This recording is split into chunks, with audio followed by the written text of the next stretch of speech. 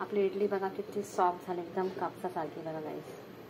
हे पहा, नक्की तुम्ही घरातच ट्राय करा. डोसे बघा okay. And please like share and subscribe my channel guys. Thank you. Sambar, शेंगदाण्याची चटणी, कापसासारखी इडल्या, हे पहा डोसे.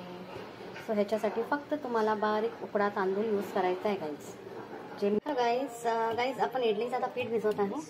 सो मी त्याच्यासाठी साहित्य तुम्हाला सांगत आहे. हे पहा, हे मेथी दाणे घेतले, हे हाफ टीस्पून मेथी दाणे घेतलेत मी. आता हा तांदूळ आहे, हा मी 1 ग्लास, असे 3 ग्लास घेणार आहे तांदूळ गाईज.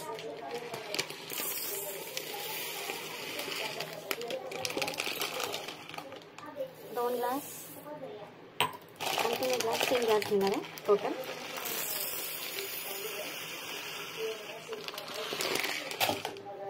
तीन ग्लास ओके. थोडासा आणखी ॲड करते. 3 ग्लास झाले आपले ओके.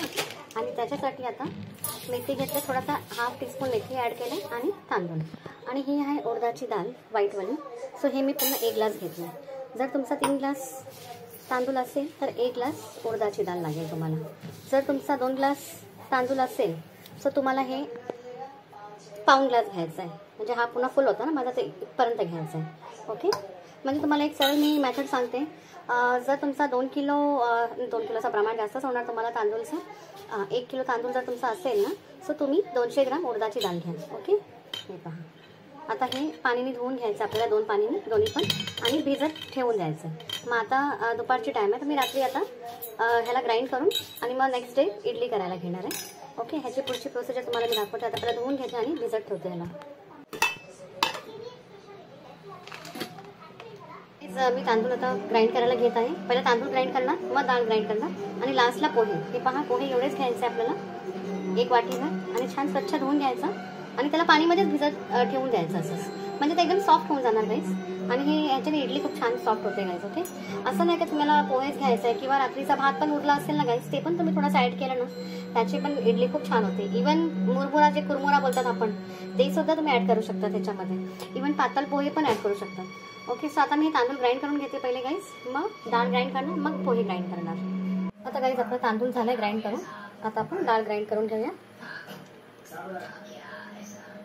मग त्याच्यानंतर पोहे ग्राइंड करूया. गाईस हे पण ही डाळ ग्राइंड केली, ही तांदूळ आपले ग्राइंड झाले. आता एवढीशी डाळ राहिली, पण ह्याच्यामध्येच आता आपण पोहे ॲड करूया ओके. कारण की डाळ थोडीशी राहिलेली, सो पोहे बरोबर छानपैकी मिक्सर पण आपला फिरला जाणार ओके. सो आता हे मी आता ग्राइंड करून घेते. हे पहा गाईस, छान आता मिक्सिंग झालं आहे आपलं पीठ. मीठ पण लागलं आहे त्याला मस्त, व्यवस्थित सर्व मस्त एकदम मिक्सिंग झालं आहे. आता उद्या छानपैकी एकदम फुलून येणार पीठ. आता हे कंटेनर माझा ॲक्च्युली छोटा पडला आहे, सो ह्यातला अर्धा मी आता काढून घेणार आहे. आणि दुसरी गोष्ट, जेव्हा पण तुम्ही असं फर्मेंटेशन करायला ठेवणार ना, तुम्ही कुठचंही देवाचं नाव घ्या. म्हणजे जसं आता ओम आहे आपला, तो ओम असा आपण काढायचा ओके. किंवा आपला जर कॅथलिक आपण आहे तर मी नेहमी क्रॉस काढते. हे पहा, मी असा क्रॉस काढूनच ठेवून देते आणि फक्त जीजसचं नाव घेते आणि ठेवून देते बस. मी पहिल्यापासून लहानपणापासून क्रॉसच काढत आले, तर क्रॉस काढते. कारण माझी मम्मी पण ख्रिश्चन होती, तर सो ती पण क्रॉस काढायची, सो मी पण क्रॉसच काढते काही ओके. सो आता उद्या सकाळी आपण बघूया. हे पहा गाईस, छान आता मिक्सिंग झालं आहे आपलं पीठ. मीठ पण लागलं आहे त्याला मस्त, व्यवस्थित सर्व मस्त एकदम मिक्सिंग झालं आहे. आता उद्या छानपैकी एकदम फुलून येणार पीठ. आता हे कंटेनर माझा ॲक्च्युली छोटा पडला आहे, सो ह्यातला अर्धा मी आता काढून घेणार आहे. आणि दुसरी गोष्ट, जेव्हा पण तुम्ही असं फर्मेंटेशन करायला ठेवणार ना, तुम्ही कुठचंही देवाचं नाव घ्या.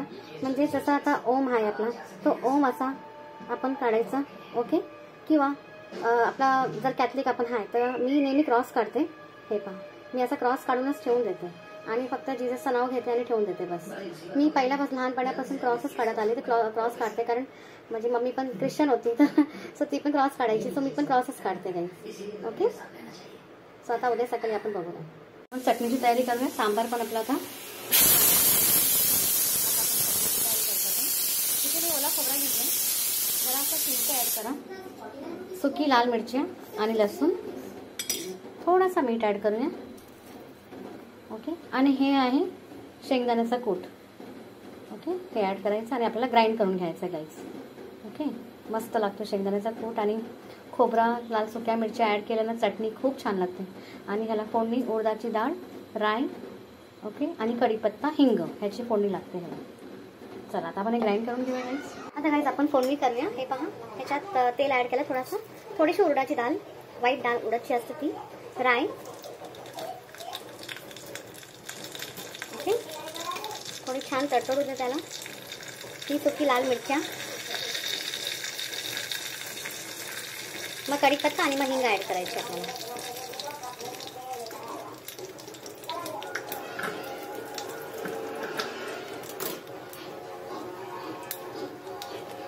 आपला सांबार पण रेडी झालाय. आता डाळ, इडल्या पण रेडी झाली आपली. आपण कढीपत्ता ॲड करू, हिंग ॲड करू आणि थोडासा मिक्सिंग करून घेऊया आपण.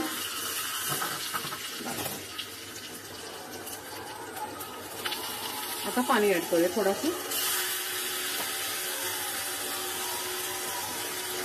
थोडीशी उकड आली ना, मग बंद करूया गॅस. आता हे फोडणी आता आपल्याला चटणीमध्ये ॲड करायची. ओके, आपली चटणी खाण्यासाठी रेडी झाली आहे गाईस. हा हा हा, एकदम यमी लागते ही चटणी खायला गाईस, खूप छान लागते शेंगदाण्याची चटणी.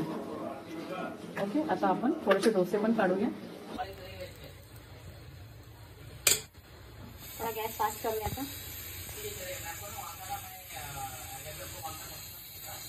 आजची जी रेसिपी आहे ती आहे इडली सांबर.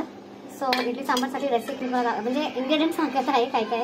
ह्याच्यामध्ये मी घेतलं आहे भोपळा, कांदा अशी लांबट लांबट कापा, टमॅटो पण असं लांब घ्या, 2 टमॅटो घ्या आणि शेंगा. तुम्ही ह्याच्यामध्ये सगळे भाज्या पण ॲड करू शकता, जसं सुरणची भाजी बोला किंवा तुम्ही ह्याच्यामध्ये फरसबी, जे भाजी, वांग तुम्हाला, बटाटे जे आवडते ते भाजी तुम्ही ह्याच्यात ॲड करू शकता सांबारमध्ये. सो मी फक्त भोपळा घेतला आहे आणि शेंगा घेतला आहे, कांदा, टमॅटो, ओके, एवढंच घेतलं आहे. पहा, आणि ह्याच्यामध्ये आहे तुरीची डाळ आहे, ही उकडलेली तुरीची डाळ आहे, फक्त उकडून घेतलं, ह्याच्यामध्ये काहीच ॲड नाही केला गाईस. आता फोडणीला आपल्याला लागेल राई, इथे आहे मेथी दाणा, लाल तिखट, हळद पावडर आणि जराशी धने पावडर घ्या. इथे आहे कढीपत्ता आणि चिंच, मीठ आणि थोडासा साखर, बस एवढंच साहित्य लागणार आहे. आणि कोथिंबीर आपल्याला गार्निशसाठी लागणार आहे. सर्वात पहिले आपण फोडणीची तयारी करूया गाईस. ॲड करूया मेथी दाणे ॲड केले गाईस, मग राई, कढीपत्ता,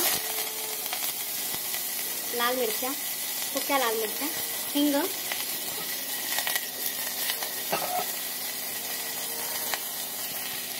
ओके. आता याच्यावर भाज्या ॲड करूया.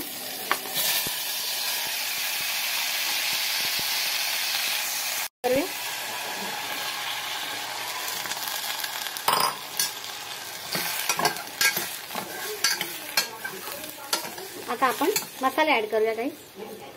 ह्याच्यामध्ये लाल तिखट, हळद पावडर, धने पावडर, हे आहे सांबर मसाला, हे 10 रुपयाचा जो पॅकेट भेटतो तो आहे. तर छानपैकी मिक्सिंग करून घ्याव्या थोडासा. खूपच इझी रेसिपी आणि झटपट होते गाईस, आणि इतका छान लागतो ना सांबार प्यायला पण गाईस. सो आता गाईस आपण, माझ्या तोंडात गाईस गाईस बसलाय. मीठ ॲड करूया, साखर,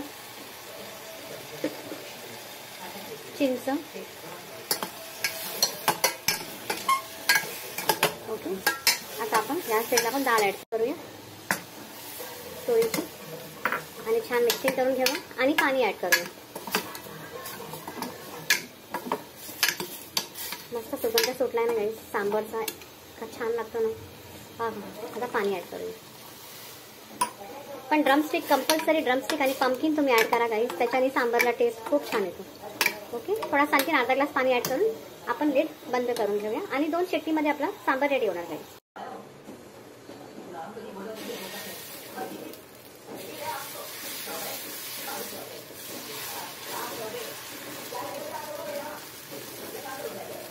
आता गाईस हे पहा, आपला सांबार खूप छान रेडी झाला एकदम खाण्यासाठी. आता ह्याच्यामध्ये आपण कोथिंबीर ॲड करूया आणि गरमागरम इडली आणि डोसा सोबत सर्व करूया. ओके, चला सांबार सर्व करूया. हां हां, मला गरमागरम सांबार जाम आवडतो खायला गाईस. आणि बाहेर पाऊस पडत आहे आणि यम्मी यम्मी डोसा आणि सांबार, इडली, चटणी, हां हां हां, खूप सुंदर लागतं ना गाईस हा कॉम्बिनेशन खायला. बाहेर आपण एवढे पैसे टाकतात, पण घरच्या घरी तुम्ही करा गाईस, ट्राय करा, खूपच छान होतं. ही पहा शेंगदाण्याची चटणी. आपली इडली बघा किती सॉफ्ट झाली, एकदम कापसासारखी बघा गाईस.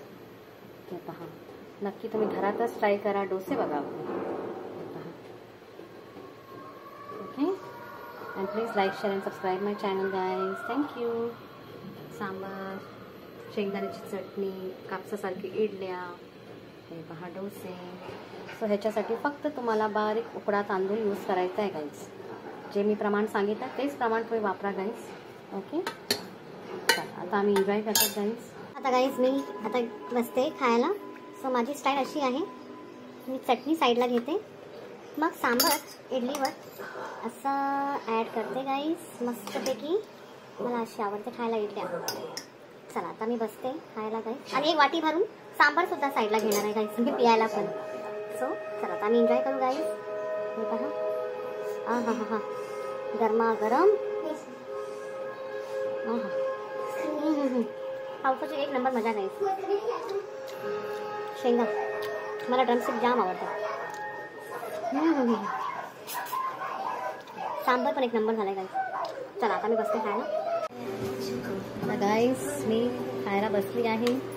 हा हा हा हा, हे पहा. आणि त्या वाटेवरून सांबार घेतलाय, हे पहा.